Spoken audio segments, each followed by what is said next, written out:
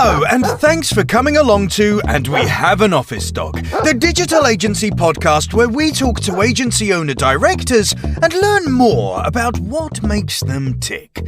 From the things that make them similar to the things they'd rather have known sooner, where they've had success and where they've learned some hard lessons.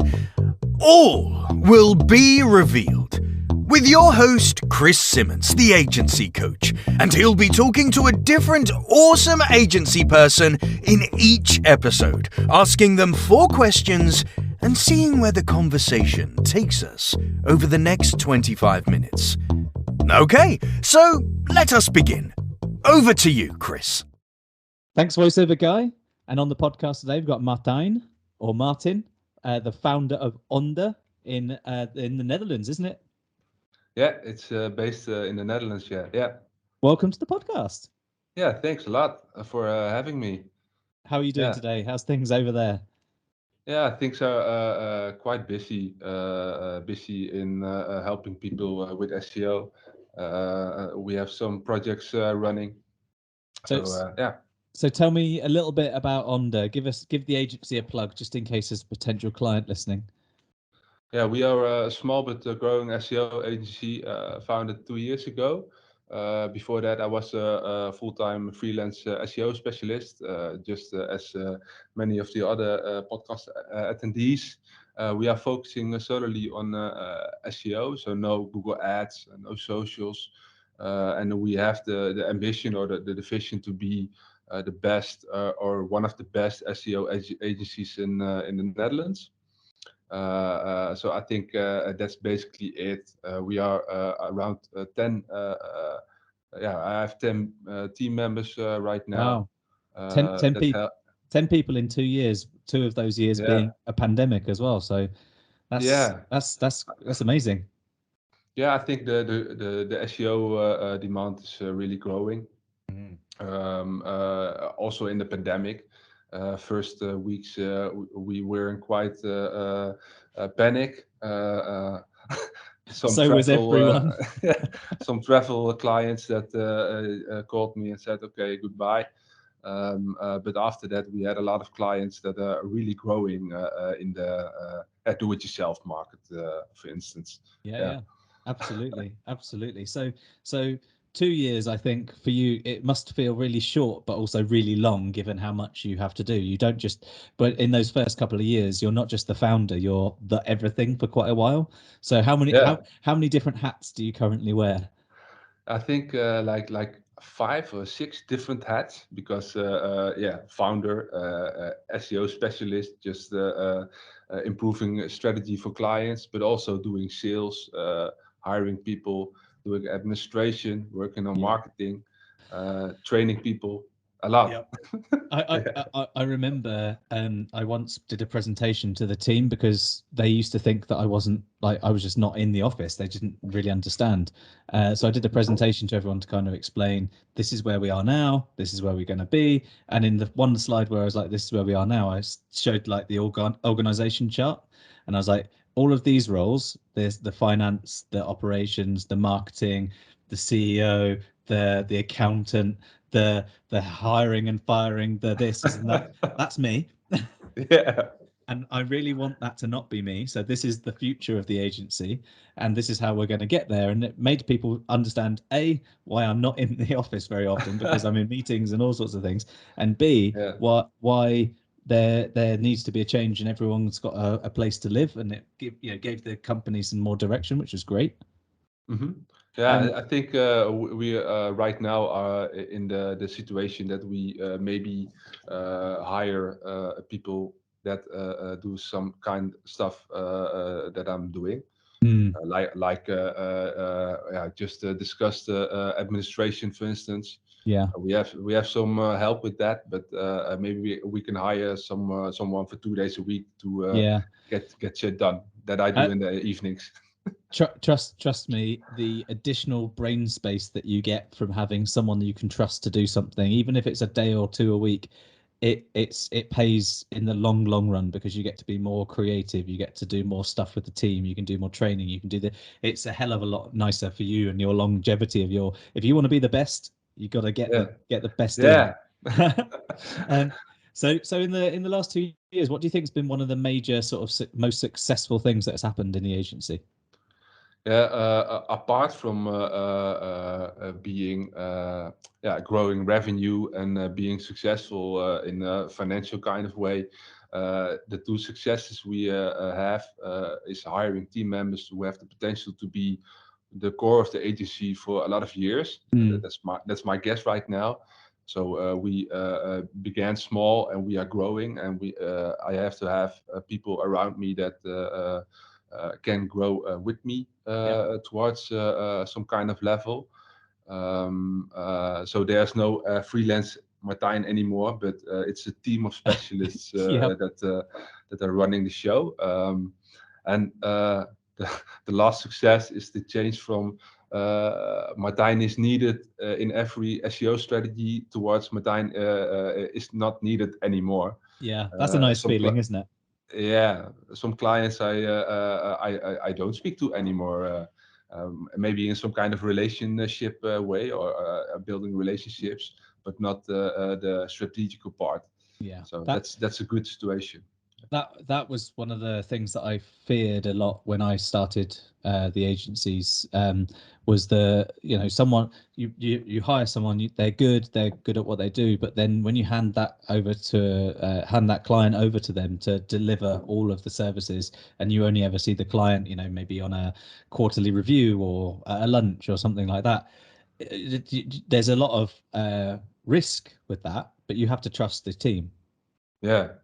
And I think if the shit hits the fan, the client will come back to me. So oh yeah, you can bet that. You can bet that. Yeah. So if you were to go back just 2 years now, if you were to go back and talk to Martijn, the freelancer, Yeah. what advice would you give yourself? I think that's a really good question. Yeah, I think I was kind of risk averse in the beginning. We could hire people more faster and add them to the team. But yeah, I think if I hire someone right now, in 2 months capacity is filled. So I think I should have told Martijn early in the days, 2 years ago, okay, just hire 2 persons instead of 1, or hire 3 persons in a year instead of 1 in the first year. Because in a growing market where we can grow a lot faster. Absolutely. But I'm quite risk averse, and I was in the beginning too focused on creating a cash flow runway for the first months. If something like a pandemic happens. Yeah, I mean, good work, good planning. Yeah, but I think I'm kind of risk averse, and I should take more risk sometimes. So Yeah, I think. Yeah. I think that would be good advice to give yourself. Take a bit more risks, but at the same time, like you said, you need to balance that against being able to do stuff. Like cash in a business is the thing that drives it. The people do the delivery. If the people don't exist in a business, obviously there's no one to deliver anything. But assuming you have the right people, you have a cash flow, and the cash flow allows you to move to the next step. But it also protects you if there's a client that leaves or a problem like that. So being risk averse as a permanent way of being, that's obviously difficult, but being risk averse in a sensible, intelligent way is very sensible and very intelligent. Yeah. So is there something that, other than sort of the risk aspect of things, that you kind of wish you'd done differently from the beginning? Because obviously you're early in your journey, and there's a long way to go in a nice way. You should be excited about that, which I think you probably are. But is there something you've learned early on that you realize now, like, oh, I shouldn't have done it that way? Yeah, I think I work in SEO for like 10, 11 years, agencies, client side. So I did the good things about that time and the bad things. I just put them in my organization. Good things like give people space to educate themselves, get people involved by our own marketing, because it creates some kind of support from them, or some kind of team thinking, Yep. and also I think people should be self-regulating. The new generation also wants regulating skill, and I think people in this agency do their own scheduling, do their own planning, have their own communication with clients. I think those aspects are really important right now. So what do you feel like on day one when you set up, or in the first few months of setting up the agency? What was it that was like you did it right first time? What was that where you went, perfect first try? I created a structure. You can grow to 10 people without structure, but if we just create a structure with processes, administration, all projects in one kind of system, the registration of hours, all those kind of stuff that I learned in the past, where we just put that in the beginning in the right order. So we can scale up easily without being chaotic or something. Absolutely. So, it's it's the boring bit, the systems, the processes, the ticking of the boxes.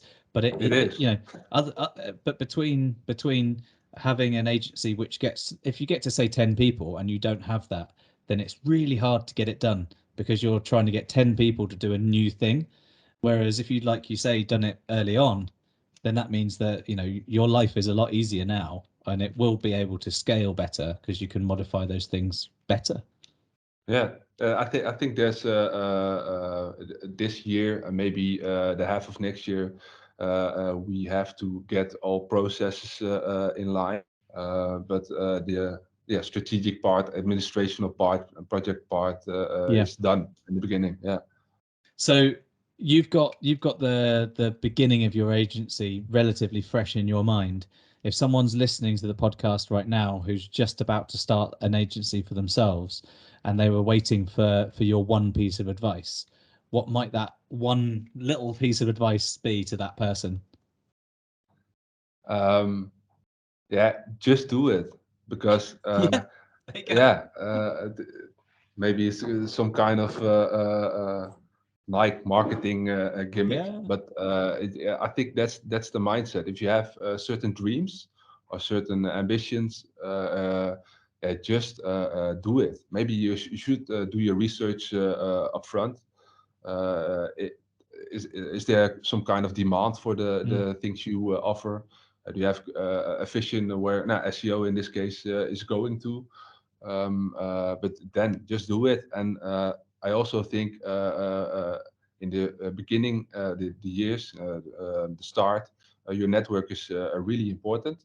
I created a network with old colleagues, old clients. The SEO community in the Netherlands is also quite good. So everyone in that area knows that we started this. So I think you should get some kind of momentum as well. Use your network. Using your network is essential, I think, at this in the early days, and I think the advice of kind of just do it is really good, because people, how do I say it? It's very scary to go out on your own. If you've got a co-founder, it's less scary, but it's still scary. You're putting your financial life on the line, but you're also putting your reputation there as well. If you start your agency and in 6 months' time you're applying for a job, that's not that at least you've tried, and because you went out and did it. And personally, if I was ever hiring again in an agency, and someone's had on their CV, their resume, that they started an agency and explain why they didn't continue doing it, they would be way more hireable, I would see, than someone who's come from another agency, because they've got a business mindset or at least an entrepreneurial drive to try and do something new. I think that's really good. Yeah, it's a good aspect of people, but also I think that it should be the mindset of someone with a dream as well. Just try it, and if it won't work, then just go work for a boss. Yeah. So that's what I did in the past as well. I worked for a boss and decided to get freelance, and just did it. just do it. Yeah. So at the beginning of the podcast, you said that the ambition is to become the biggest or one of the biggest, one of the best in the Netherlands. What would be the, if it was a magazine front cover and it said the headline was "You're the best," what would the best be? What is the best? Yeah, good question. I think the best is differs a lot from the fastest growing or the largest. I think the best SEO agency, if someone in the Netherlands works for a really large brand and have SEO problem, large issue, large migration, they should decide to go to us. Right. We should be in the set of 3 brands or 3 dedicated SEO agencies in the Netherlands to be. Yeah. There you go. Just And the agency. And if you're like you've come to that now, that explanation is key. I think if you're trying to explain that to your team why we're on this journey, it should be we will measure the best by being one of the 3 agencies which always gets invited for pitches at this level. We will always be the agency that is or should always be the agency that wins out of those 3 and things like that, and having that being able to define what's defined makes it way easier as you scale the agency further, because people will stay longer and you'll be hiring less frequently and things like that, and it'll be great for you. Yeah, and I also think if that's the vision, it's not that sales driven, but more SEO driven or quality driven. We grow a little bit not faster, or how do you call it? Less faster. But more, it should be more effectively. Yeah, more effective. But it should focus on being the best and get the best results for the clients. Absolutely. Absolutely. I mean, I couldn't agree more. And like, fantastic advice to end the podcast on is to just do it, but also try and be the best at what you do. Is really essential. But try not to be the best in the Netherlands, otherwise you'll be competing with Martijn. The Netherlands SEO community is really small, so I know my competitors. They are really nice guys. Sorry if you're listening, guys, but he's coming for you. Thank you very much for being a guest on the podcast. Yeah, thank you. Thank you. And in the next podcast, we'll be talking to a different agency leader about their journey and the things they've learned along the way. So thanks very much for listening.